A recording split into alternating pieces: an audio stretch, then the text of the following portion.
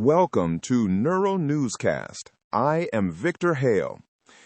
Today we are examining a pretty significant shift in the collegiate athletic hierarchy, and then a major restructuring over in the American luxury sector. And I am Adriana Costa.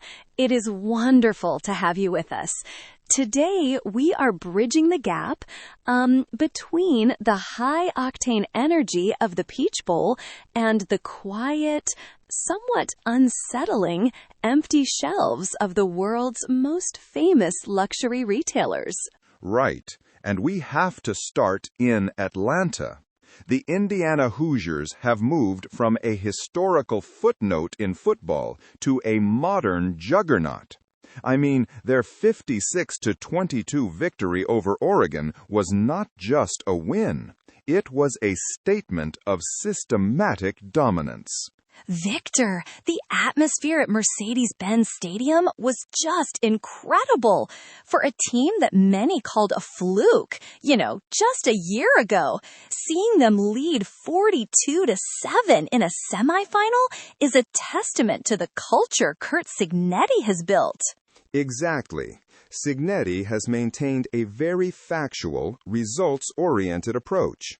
He noted that the team never trailed until their 9th game last year. This season, they lead the nation in points margin, outscoring opponents by nearly 29 points per game. That is statistical evidence of a high-functioning organization. It is. But for the fans, it is about that chip on the shoulder. Wide receiver Charlie Becker mentioned that the more people doubt them, the more their internal drive grows.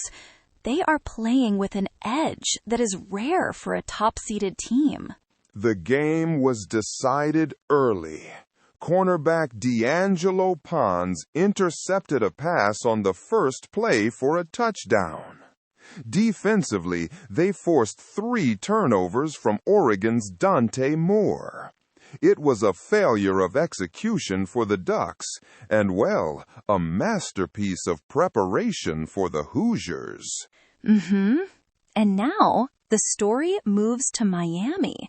This is where it gets deeply personal for Indiana's quarterback, Fernando Mendoza. Mendoza is the Heisman Trophy winner. His performance in the playoffs has been nearly perfect. 17 completions on 20 attempts for 5 touchdowns, no interceptions. He is performing with the precision of a seasoned professional.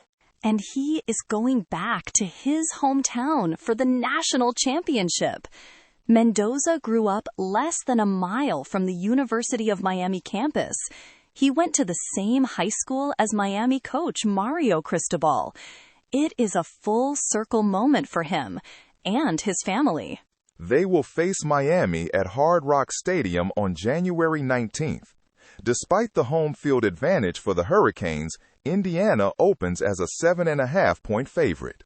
The data suggests the Hoosiers are the superior unit. It will be a fascinating clash of tradition versus this new, unstoppable force. But while Indiana is rising, another institution is facing a potential collapse. Victor, let's look at what is happening with Saks Fifth Avenue. This is a case of corporate overreach. Saks Global, the entity formed by the merger of Saks Fifth Avenue and Neiman Marcus, is expected to file for bankruptcy protection. This follows a missed $100 million interest payment on their $2.2 billion debt load. Right, and it is such a stark contrast to the holiday season. Usually, these flagship stores are the center of the shopping world. But lately, customers like Penelope Namsteven are finding empty shelves. She could not even find a simple fragrance in Boston or New York. Exactly. The inventory shortage is a direct result of vendor relations. Many brands have halted shipments because Saks has delayed payments for months. From a legal standpoint, once you lose your supply chain's trust, your operational viability just vanishes. And the leadership is in flux. Mark Metrick resigned as CEO recently, and Richard Baker has taken the reins. But retail analysts like Mark Cohen are calling this a train wreck that has been years in the making. Cohen traces these issues back a decade. The acquisition of Neiman Marcus in 2024 was meant to cut costs, but instead it consolidated debt. In a high-interest rate environment, that is a precarious position to maintain. It makes you wonder about the future of the luxury department store model. If you cannot provide the products or the prestige, what is left for the consumer? Precedent suggests a massive downsizing. While the stores may not shutter immediately, the restructuring will likely be painful for investors and vendors alike.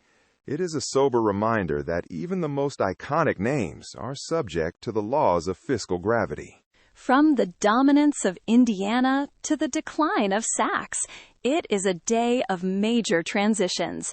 Thank you for joining us on Neural Newscast. I am Victor Hale. Adriana Costa and I will be back with more clarity on the stories shaping our world. Neural Newscast is AI-assisted, human-reviewed. View our AI transparency policy at neuralnewscast.com. Good day.